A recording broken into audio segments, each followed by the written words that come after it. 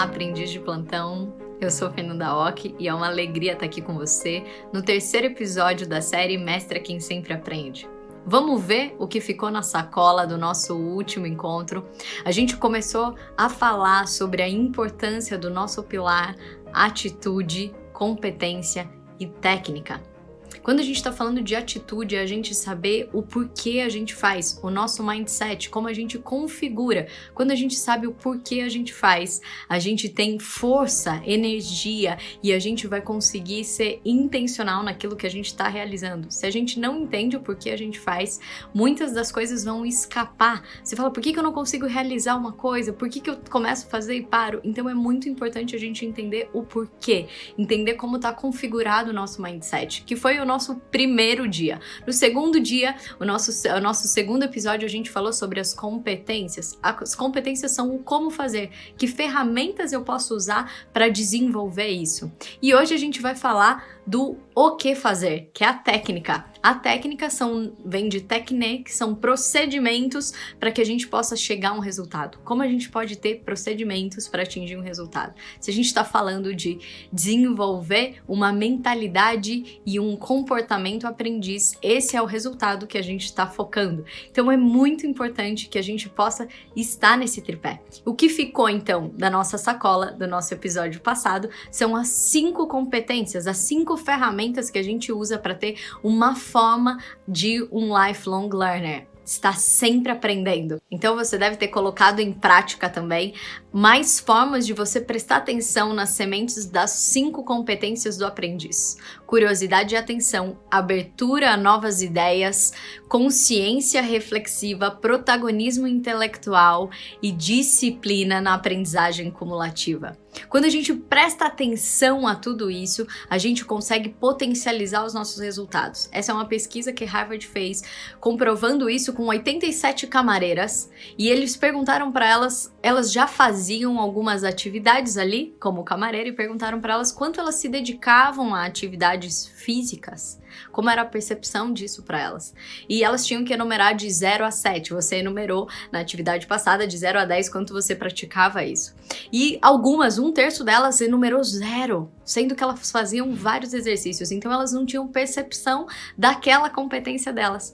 Então, para metade daquelas camareiras, eles fizeram uma instrução de 15 minutos sobre as competências do arrumar a cama, dos exercícios que elas faziam ali e o benefício disso para a saúde.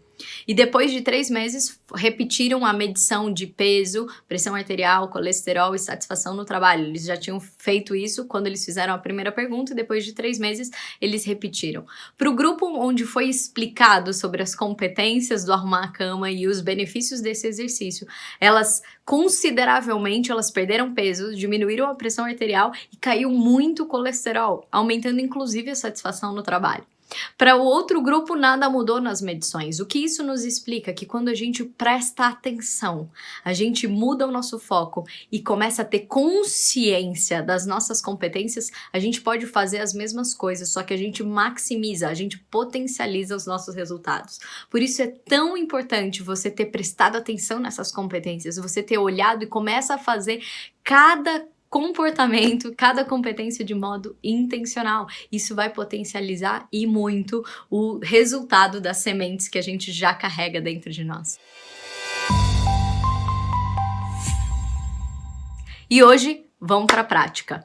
Para que a gente possa ter um plano de ação para tudo aquilo que a gente quer aprender, o importante é a gente saber como a gente lida com metas. A gente precisa ter uma meta que você talvez traçou lá no primeiro dia quando você fez o seu campo de aprendizagem. Mas a forma como você olha para suas metas, a forma como você dirige isso, vai fazer também que você seja mais específico e alcance resultados. Você já teve aquela impressão de que você começa a coisa e não termina, ou você parece que está sempre insatisfeito com aquilo que você faz, ou qualquer coisa tá bom. Sabe aquilo que a gente fala do Lewis Carroll, se você não sabe onde você quer chegar?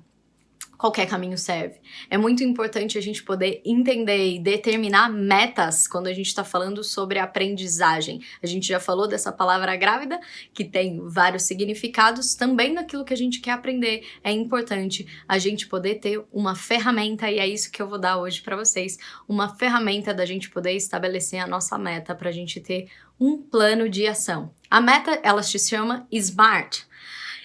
Quando você vai olhar aí, né? Você recebeu no seu anexo SMART. Essa é a ferramenta que ela vai mostrar como você pode olhar para sua meta. Então, no S, a primeira coisa que a gente precisa entender é que ela é específica. Não adianta você falar, né? Ah, eu quero ser proativo. Essa é uma palavra grávida. Eu preciso ler o comportamento, eu preciso ser específico. Se eu não sei o que eu estou fazendo, ou quais são as regras de um jogo, qual é o jogo que eu quero jogar, como é que eu sei quem ganhou o jogo? Para eu definir que é um jogo de futebol e quem ganha o jogo, para eu poder entender que eu atingi aquele aprendizado, que eu atingi aquela meta, eu preciso saber o que eu vou fazer. Eu vou chutar pro gol ali, a gente tem as regras, né? Então, precisa ser específico. A sua meta precisa ser específica. Ah, eu quero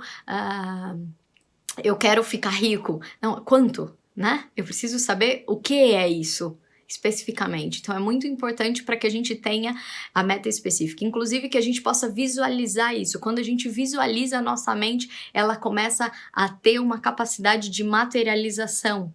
E isso com os nossos estudantes é muito importante para que eles possam ter uma visualização onde eles podem chegar. Senão, eu fico fazendo a prova que o meu professor quer, que o outro quer, eu não assumo a minha meta. Então, ela precisa ser específica e, mais importante ainda, se você tiver uma visualização. Então, olha para aquele aprendizado que você quer, que você definiu no começo e transforma isso numa meta específica. Depois, a gente está falando M, ela precisa ser mensurável. É muito importante que a sua meta seja mensurável. Quanto? Quanto disso? Eu quero emagrecer, né? Então, você vai colocar ali, né? Eu quero emagrecer, eu vou perder peso, esse é um comportamento observável, mas ela precisa ser mensurável. Quanto de peso?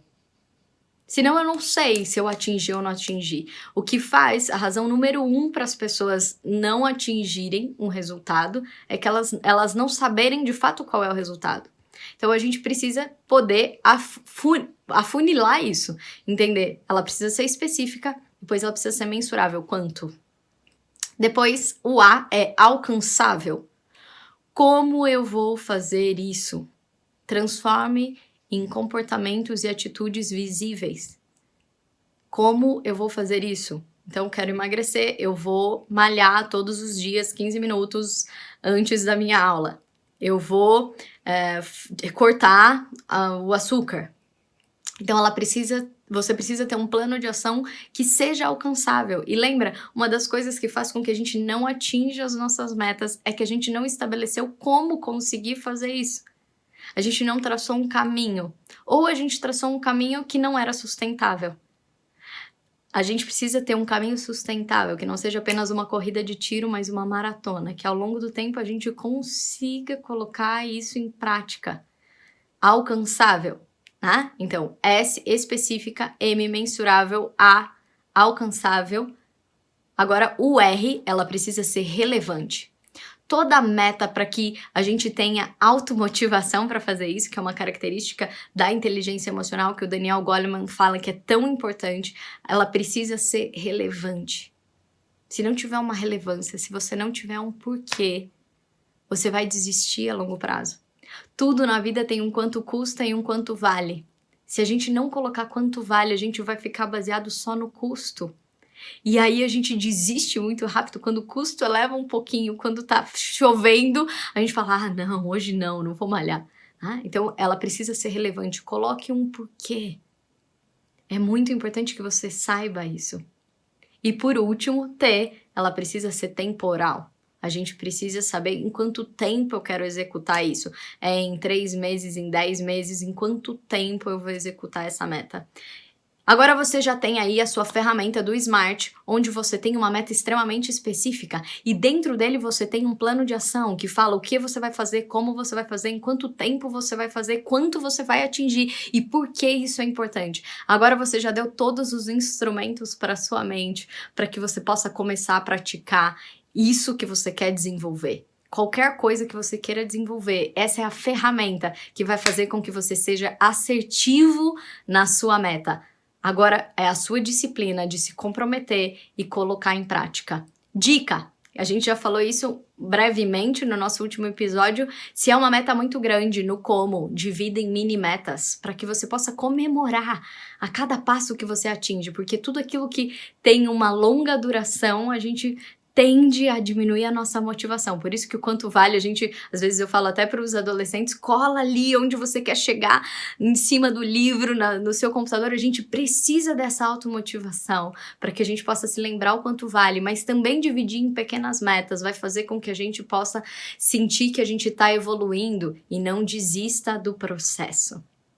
A segunda coisa que a gente precisa fazer é que você estabeleceu a sua meta, você fez, você começou a praticar, mas a gente precisa ter sempre a noção, quando a gente está desenvolvendo algo, quando a gente tem um plano, uma meta, de um plano de contingência. O que é isso? É a nossa ponte de safena. Nem sempre aquilo que a gente planejou vai acontecer da forma como a gente gostaria. Você vai para a vida e você vai aumentando, a vida vai aumentando as dificuldades. Se de repente uma das suas metas foi eu quero me comunicar melhor, e aí você colocou ali o como, você tá fazendo exercícios, e aí você conseguiu falar algo que já era algo difícil para você, mas de repente agora você tem que falar em público, agora você tem que falar com uma pessoa difícil, a vida vai aumentando a dificuldade, e isso é bom porque vai fortalecendo a sua competência, mas muitas das vezes, na prática, na vida real, aquele plano não funciona, aquele plano do como fazer não funciona. E aí o que a gente faz? Desiste? Não, a gente precisa ter um plano de contingência. Para um aprendiz de plantão é muito importante ele ter o que a gente chama de feedback learning. O que é o feedback learning? A gente vai começar a fazer. E aí dentro da vida as circunstâncias mudam, e aí é o que a gente precisa. Lembra da consciência reflexiva? A gente vai voltar para nós, aprender outras formas e tentar de novo. A testagem, a aprendizagem e o conserto é inerente a esse movimento de feedback learning. Eu preciso retroalimentar, ver o que funcionou, aquilo eu fortaleço, o que não funcionou, eu tento mais uma vez. Quantas vezes o seu celular se atualiza? Quantas vezes o computador pede uma atualização? Por que a gente acha que a gente não vai atualizar? Então é muito importante a gente fazer pontes de safena. Não deu por aqui, como a gente pode ter um outro caminho, Como funciona então o nosso plano de contingência? Você vai fazer a sua ponte de safena. Daquilo que você previa não funcionou? Quais foram os sabotadores? Internos e externos.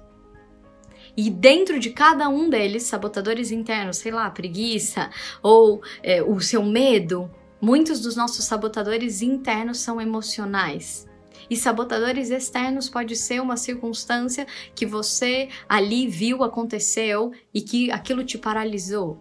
A sua primeira pergunta é: qual desses sabotadores eu posso fazer algo que impacte positivamente para voltar para o meu plano de ação?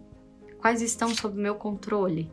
Ou que ações eu posso fazer que mesmo indiretamente eu influencie isso? E aí você vai estabelecer quais ações você pode fazer para completar a sua ponte de safena. Daquelas que você não controla, lembra? Você vai estar perdendo energia se você quiser fazer algo que você não controla. Lembra, para que isso não seja uma desculpa para você, mas que você queira realmente resolver isso e desenvolver essa competência. Daqueles sabotadores, quais deles depende de você e o que você pode fazer para melhorar isso e conseguir um novo caminho. Uma das características do aprendiz, a gente viu da competência, é que a gente está aberto ao novo, a novas formas. Que a gente não se apaixone pela solução que a gente inventou, mas a gente esteja com um afinco comprometido com a nossa meta. E isso vai fazer com que a gente aprenda novos modelos. O próprio plano de contingência é uma forma nova da gente aprender a resolver os problemas e desenvolver formas de competência. Hoje, a nossa atividade inteira já foi na prática, então que você leve isso e agora, a partir daqui, você complete isso com a característica e com o aprendizado que você se comprometeu a desenvolver.